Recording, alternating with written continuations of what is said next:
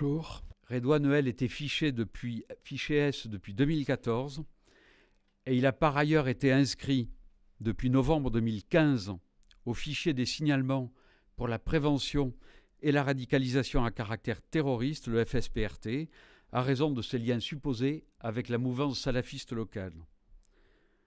Il faisait l'objet, de la part des services de renseignement, d'un suivi effectif, toujours en cours, en mars 2018, mais qui n'avait pas permis, je le répète, de mettre en évidence des signes précurseurs d'un passage à l'acte, ni des velléités de départ sur la zone irako-syrienne.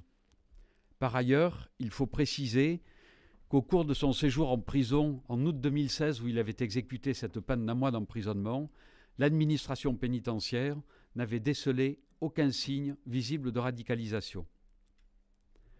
La perquisition réalisée à son domicile a permis de découvrir, dans un calepin, des notes faisant penser au testament d'un individu prêtant allégeance à l'État islamique et se disant prêt à mourir pour cette organisation terroriste.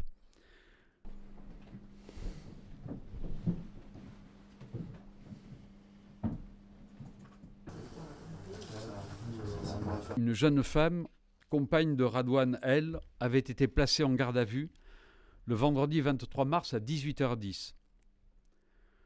Faisant l'objet d'une fiche S, elle aussi, âgée de 18 ans, elle indique s'être convertie à l'âge de 16 ans et présente tous les signes d'une radicalisation.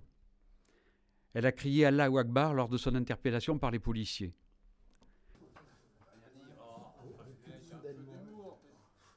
Leurs gardes à vue ont été prolongés hier soir.